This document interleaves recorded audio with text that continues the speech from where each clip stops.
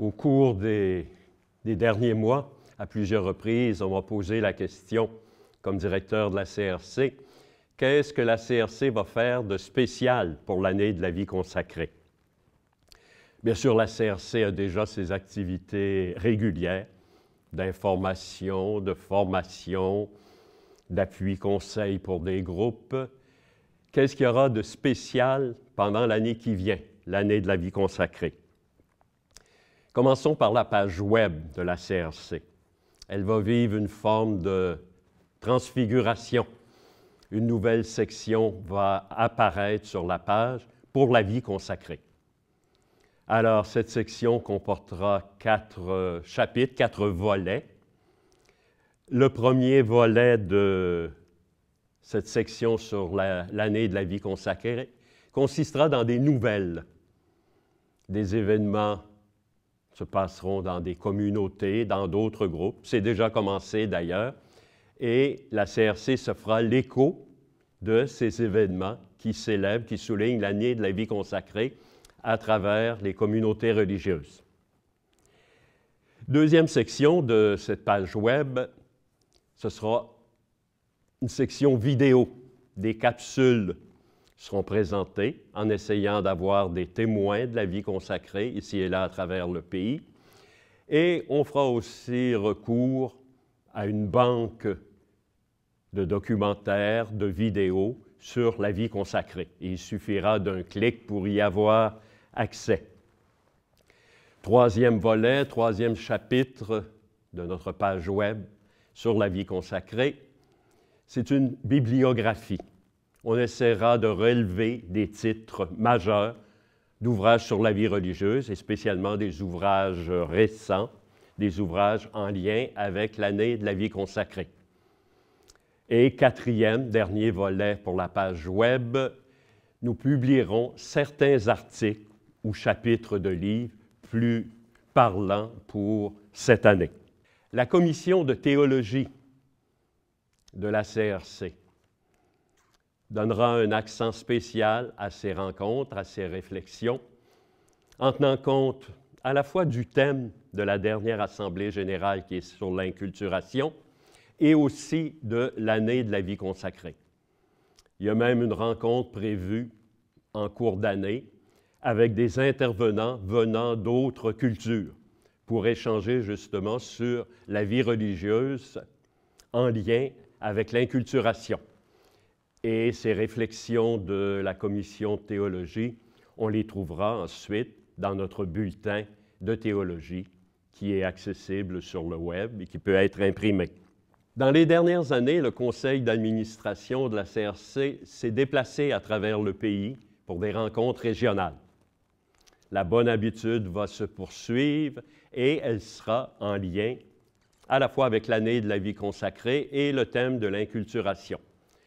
Déjà, le calendrier est fixé, les lieux sont retenus.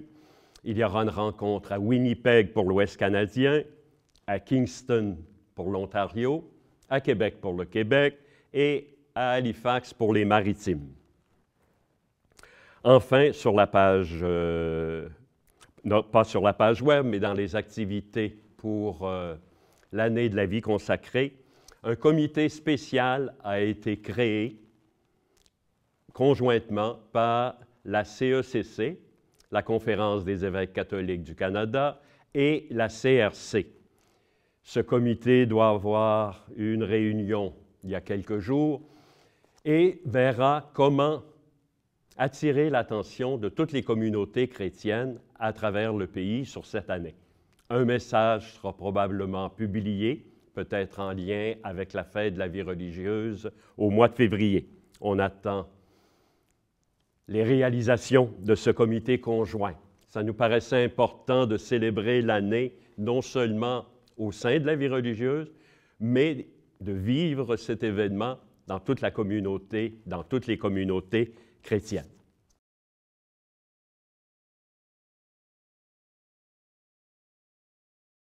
Commençons par les raisons de célébrer. Il y a tout un passé de la vie religieuse dans notre pays qui est très important, qui doit être souligné. L'histoire de notre pays est lié à l'histoire de l'Église et d'une façon particulière à l'histoire de la vie religieuse. Pensons à nos institutions scolaires, institutions de santé, où l'Église, la vie religieuse, a joué un rôle très important. Je pense qu'il sera bon dans cette année de souligner par des célébrations ces apports de la vie religieuse à l'histoire de notre pays. Mais il faut aussi tourner notre regard vers l'avenir. C'est une question que j'ai souvent entendue, une question à 1 000 $. On me demandait, comme directeur de la conférence religieuse ou comme président de la conférence religieuse canadienne, comment voyez-vous l'avenir de la vie religieuse au pays? Je dois avouer que je n'ai pas la réponse, et je pense qu'il n'y a pas une réponse unique à cette question. Il y a peut-être des voies, des chemins à explorer. Alors, je voudrais en mentionner 5 ou 6 qui m'apparaissent importants dans notre contexte canadien pour l'avenir de la vie religieuse. La première voie, peut-être la plus importante, c'est celle des nouvelles vocations. Les vocations ont diminué dans toutes les communautés religieuses. Certaines communautés n'ont pas eu de recrutement depuis quelques années, mais il y a encore à l'échelle du pays des vocations religieuses, des jeunes et des moins jeunes qui entrent dans les communautés. Quel est le profil de ces nouvelles vocations? Il n'est pas unique. Je pense qu'il y a une diversité de profils auxquels on doit être attentif. Ce n'est plus comme autrefois un profil unique où presque tous arrivaient avec le même bagage, le même âge, la même formation. Maintenant, chacun a son histoire propre plus différenciée. Et dans les nouvelles vocations, il y a un courant qui semble assez important de vocations de jeunes, non seulement ici au pays, mais ailleurs. Des jeunes qui mettent davantage l'accent sur la vie de prière, la vie commune peut-être, que sur l'apostolat. Des jeunes qui cherchent à avoir une visibilité dans le milieu par le port de l'habit religieux. Des jeunes qui veulent vivre la dimension communautaire à travers des relations d'amitié. Il y a un profil de ces jeunes qui se répand. Alors, la CRC veut être attentive aux nouvelles vocations, à leur profil, et trouver des lieux de dialogue avec ces jeunes. Encore dans le domaine de la nouveauté, il y a les communautés nouvelles.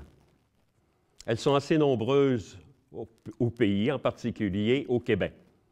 Elles aussi ont des profils très différents. Il y a des communautés où se retrouvent des plus jeunes, pensons à Marie-Jeunesse.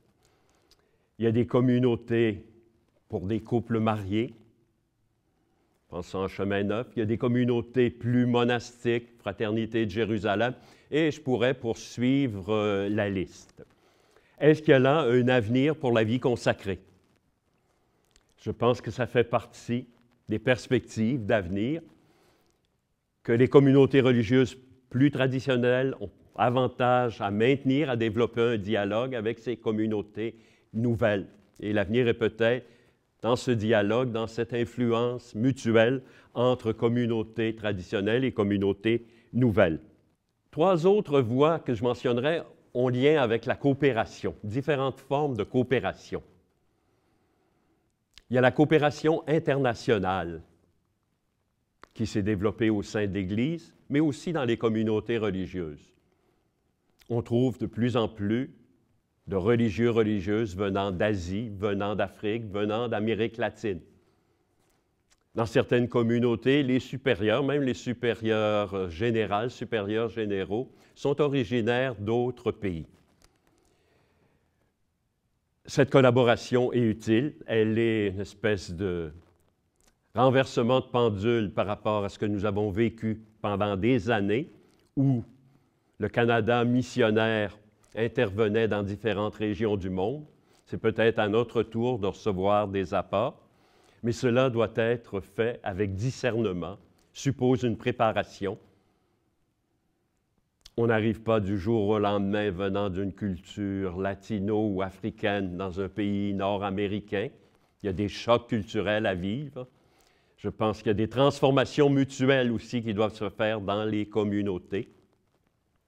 C'est un sujet qui sera abordé dans des rencontres organisées par la CRC au cours de l'année. Mais il y a peut-être là une voie d'avenir pour la vie religieuse. Une autre forme de coopération, qui est, elle, peut-être plus ancienne, qui s'est développée déjà depuis des années, est la coopération intercommunautaire entre une congrégation religieuse et une autre.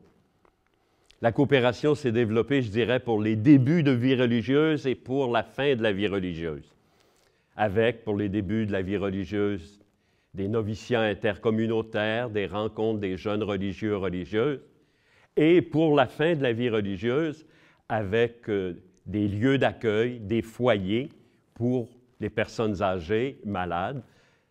3, 4 communautés se mettront ensemble, et parfois plus, pour rendre ce service. Le défi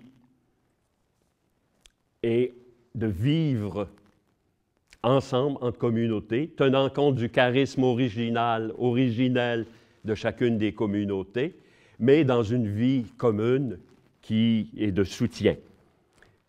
Un défi aussi, peut-être en lien avec cette dimension intercommunautaire, c'est la coopération, la collaboration, non seulement en début et en fin de vie, mais aussi au niveau apostolique. On a peut-être avantage à collaborer encore plus, ça se fait, dans les différents ministères, qu'ils soient de prédication, de catéchèse, ministère paroissial, entre diverses communautés religieuses. Enfin, une cinquième voie que je mentionne pour l'avenir de la vie religieuse, c'est la collaboration avec les laïcs. Elle s'est développée très fort dans les dernières années. Dans 2 champs, les laïcs peuvent avoir un apport au niveau du travail. On retrouve de plus en plus de laïcs responsables des finances, d'administration. Il suffit de participer à des assemblées, des associations de trésoriers à Tyr pour les francophones et Tri pour les anglophones, pour découvrir le fort pourcentage de laïcs qui maintenant interviennent dans ce type de travail pour les communautés religieuses. Mais il y a aussi le partage du charisme. Il y a une certaine forme de spiritualité liée aux communautés religieuses qui attire des laïcs et qui veulent, à leur manière, vivre le charisme des fondateurs de ces communautés. Alors, en bref, pour moi, les voies à explorer pour de nouvelles formes de vie religieuse, pour un avenir à la vie religieuse, seraient peut-être les nouvelles vocations, les communautés nouvelles, la collaboration internationale, la collaboration intercommunauté et la collaboration avec les laïcs. Il y a certainement d'autres voies.